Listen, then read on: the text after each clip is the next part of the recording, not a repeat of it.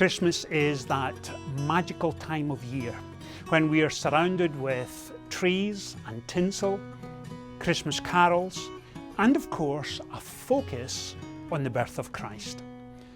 This is also the time of year when people will ask me some practical questions.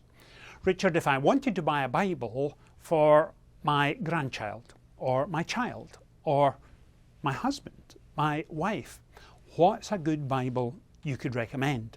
And so I wanted to take a few minutes and explain to you what kind of Bibles are out there, what kind of devotional books make good Christmas presents.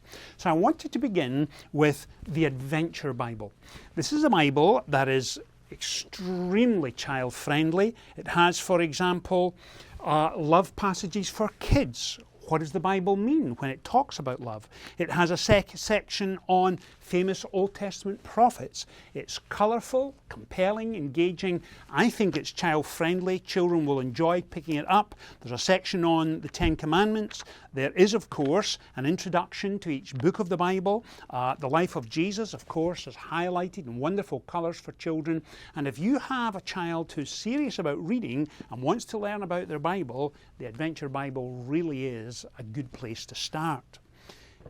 In addition to that, we have, of course, the Rhyming Bible that works well for wee ones. I've used this often on a Sunday morning. Again, it's filled with pictures. The rhythms themselves tie in with all the great Bible stories. Here is Daniel in the lion's den. As you move into the New Testament, of course, it has Jesus feeding the 5,000. It has the story of the prodigal son. But because it's written in rhyme, wee ones really enjoy it, especially when you're tucking them into bed at night. They will often ask, read me again the story of, and you have the Rhyming Bible at hand. So that's highly recommended as well. There is, of course, the Shepherd on the Search, and it works extremely well to give to wee ones for Christmas. It's filled with opportunities for colouring in, stickers. It's an imaginative way to engage little ones in reading the Bible story. And that's a very successful one if you're wanting to add something at the last minute for children. For little girls who are serious about their faith and growing in their faith, The Wonder of Christmas. 25 days of Advent journaling for girls. There is stories on one side, a section for writing on the other. It's filled with great questions and hints at journaling, and that I think is going to be very popular this year. So if you're thinking about books for children, looking for recommendations, come and join us. The store here at First Pres is very busy on Sunday mornings, so try and come in during the week as well, browse around, make sure you have a sense of who you want to buy books for, what will work for age and stage, and that's good to know as well. Ones that I know Michael enjoyed growing up were, of course, the Chronicles of Narnia by C.S. Lewis. If you have children, 9, 10, beginning to enjoy chapter books, these are well worth buying. There are 7 or 8 of them. The Silver Chair, The Voyage of the Dawn Tread are full of adventure, both for wee girls and also wee boys. Talking of boys, A Boy After God's Own Heart. This is so well written. It's creative. Once again, utterly compelling, questions that take children deeper in their faith, and that's one that's highly recommended. Another one, A Young Woman's Guide to Prayer, which is very helpful, and certainly teens and I would say anywhere from 13 to 19 will find this beneficial. I think 19 is probably pushing the upper age limit, but certainly teens, it's well worth a look there. In addition to that, for the husbands and granddads in your life, if you're looking for living out your faith day by day at a leadership position of national influence, 2 books I've recommended earlier this year, Trey Gowdy's It Doesn't Hurt to Ask, and Tim Scott's Opportunity Knocks. Both men have a genuine and real faith. Both have operated at the highest level in our nation, one a congressman, the other a senator, well known to us here in South Carolina.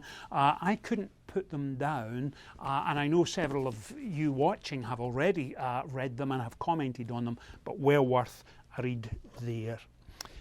If you're thinking about different Bible formats that are out there, this is one that I have enjoyed using in a slightly different format, but it works well.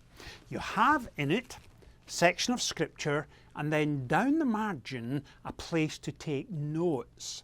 I often take notes in a journal. I will underline passages of Scripture, put little comments in the margin. I try to do it tastefully because I don't want to abuse my Bible. But if you have a young lady in your life who is serious about growing in her faith, maturing in her relationship with Christ, this is a good way to go. It's user-friendly. Of course, it's in pink for the ladies. There are versions available for men as well. So that's well worth having a look at. In addition to that, there are multiple Bibles out there. This is an NIV thin line Bible, and that means this. It's thin in the sense of you can take it with you to a Bible study. It's not chunky. It is large print. That helps those of us who are getting on in our years.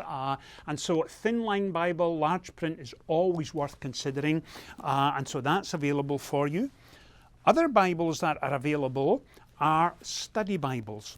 Study Bibles come in a slightly different format. You can see the text of Scripture above with a cross-reference down the central column, but there's also notes and footnotes, so that if you are leading a Bible study or in a Bible study group and you're eager to grow in your faith, a study Bible is a must-have. Let me give you another example. In here you have an introduction to the book of Romans. It tells you about the city itself. It answers typical questions of what, where, when, why. And so that's a great introduction to any book of the Bible.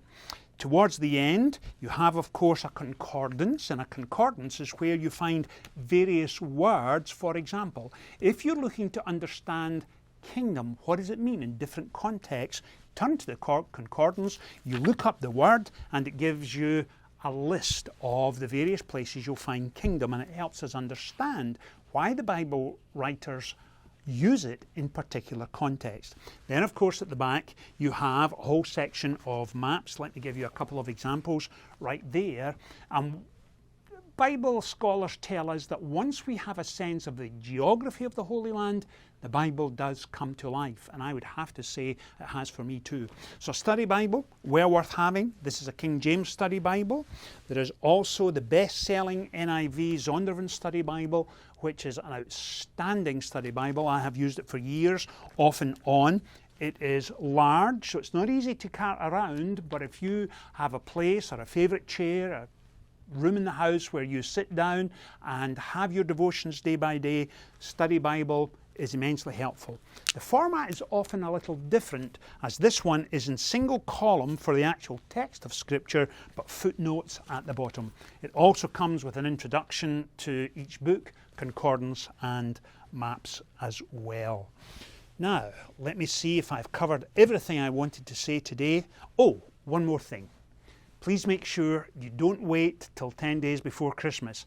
Come early in December. Stacey will be here in the bookstore, happy to help you with any questions you may have about a ton of books that are available for us. We have, of course, books on marriage, 5 love languages. We have The Connected Child. For folks who have adopted a child into their family, perhaps your grandchild is adopted. What are the issues you need to be aware of, and how do you show that special love to engage an adopted child? There's also books, a little more detail. Mere Christianity, C.S. Lewis has been a #1 seller for the best part of 60 years, in fact. Nightlight, Devotional for Couples by James and Shirley Dobson, another bestseller. We have Brokenness, Surrenders and Holiness, a devotional for an adult wanting to mature in their faith. If theological study is your area, and it should be for many of us, and understanding the character and nature of God, Knowing God by J.I. Packer is a classic book. It has sold well over 30 million copies in the last 35, 40 years. I highly recommend it. And if you are serious about following through theological study, that's a great place to begin with the character and nature of God. In addition to that, John Ortberg is well known for his devotional books. If you want to walk on water, you've got to get out of the boat. highly recommended. Again, a ton of books are available to you. Please come and join us. Make it a priority this Christmas to pick up books that will impact folks whom you love, especially the children in your life. Thanks for joining me. I look forward to welcoming you on Sunday morning here at First Presbyterian.